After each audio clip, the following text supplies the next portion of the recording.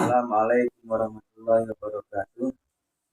Langsung saja, nama Muhammad Faleski, Prodi Ilmu Quran dan Tafsir, Fakultas Syariat dan Hukum, akan menerangkan atau menjelaskan tentang bab tolak atau hadis-hadis tentang tolak yang berupa makul, hadis tentang ahkamul hadis, beberapa hukum hadis. Yang pertama, tolak secara terminologis atau tolak secara bahasa adalah yang namanya tolak itu berasal dari bahasa Arab, yaitu tolak.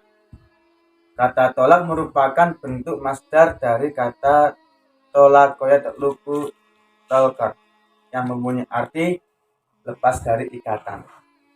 Itu tolak menurut bahasa atau etimologi. Sedangkan tolak menurut istilah telah diberi pengertian oleh para ulama sebagai hilun rabitatu zawaji wa inha'u ala qatiz zauji, yang berupa mempunyai arti atau mempunyai makna tolak ialah menghilangkan ikatan perkawinan atau mengurangi pelepasan ikatannya dengan menggunakan kata-kata tertentu, dalam artian melepas dari ikatan dengan kata-kata yang khusus. Yang namanya tolak itu termasuk kata-kata yang khusus untuk melepaskan ikatan dari suami dan istri. Sedangkan kalau di dalam Fathul Qorib, tolak menurut syara adalah ismun halil qayyidin nikahi wa isyaratu linufudhi at-taklifu wal ihtiyar. Lalu di dalam kitab Fathul Qorib, tolak menurut syara adalah nama yang digunakan untuk memisah atau menghilangkan dari ikatan pernikahan. Dan tolak disyaratkan orangnya harus taklif dan kemauan sendiri.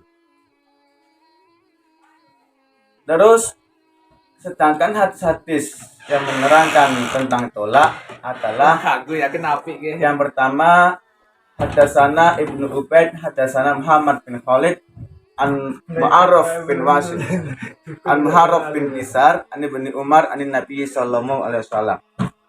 Abwadul halali ilallah ta'ala at-tolaku. Hadis-hadis tentang tolak yang pertama adalah abwadul halali ilallah ta'ala at-tolaku. Maksudnya adalah perkara halal yang paling dibenci oleh Allah adalah tolak.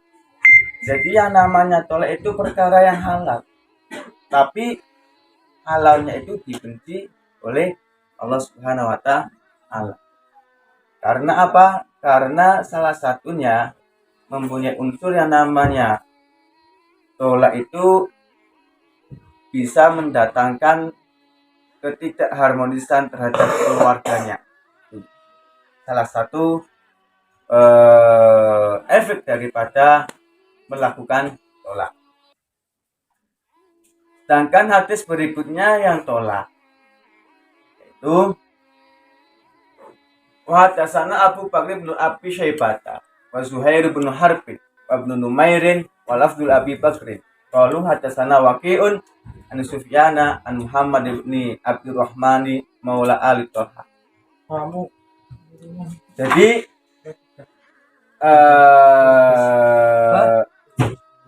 murhu falyurajiha thumma yudallikha tahiran aw hamilan. Hadis tentang tolak dari Ibnu Umar bahwa dia pernah menceraikan istrinya yang sedang haid.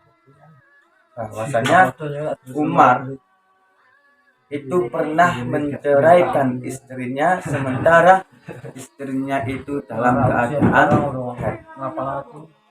Lantas seketika itu Umar melaporkan hal itu kepada Nabi. Maka seketika itu Umar melaporkan kepada Nabi Sallallahu Alaihi Wasallam tentang terjadinya menolak wanita dalam keadaan haid. Lalu Nabi bersabda, suruhlah dia merujuknya. Sesudah itu suruhlah mentolaknya ketika suci atau hamil. Dalam artian pemahaman hadis di sini, adalah tidak diperbolehkan mentolak seorang wanita dalam keadaan haid.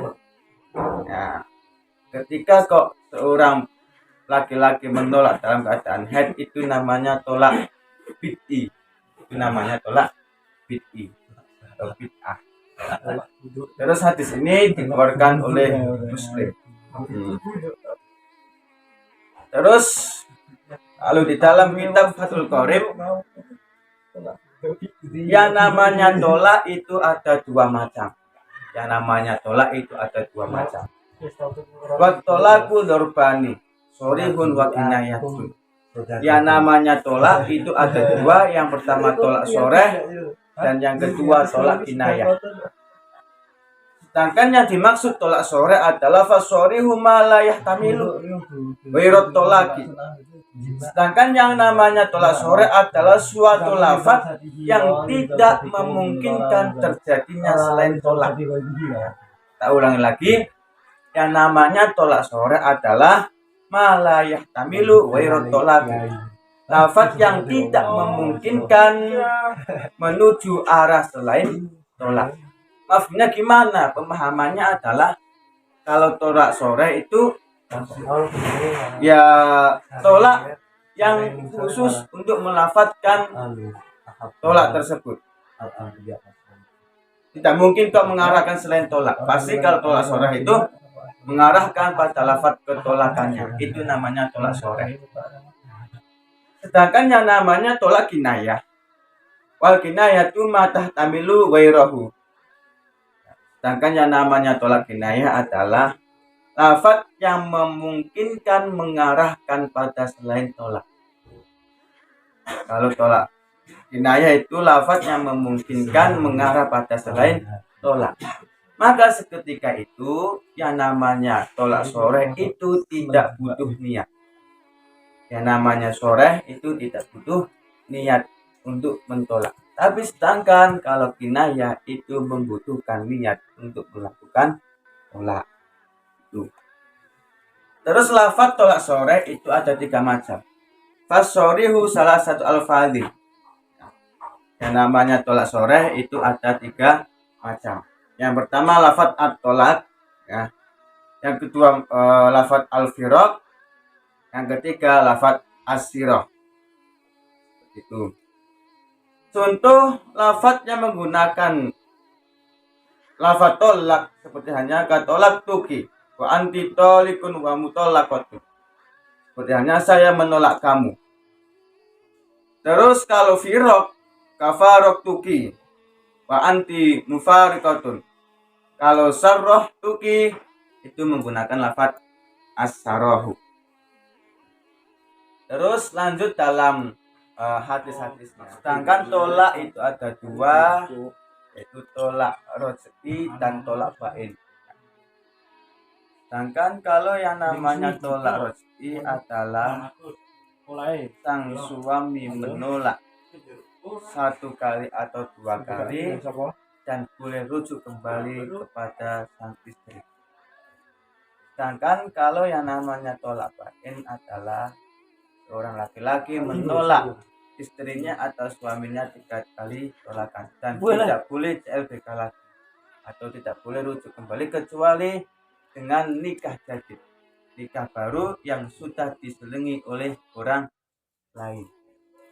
Sekian dari saya. Apabila ada kesalahan, minta maaf sebesar-besarnya. Assalamualaikum warahmatullahi wabarakatuh.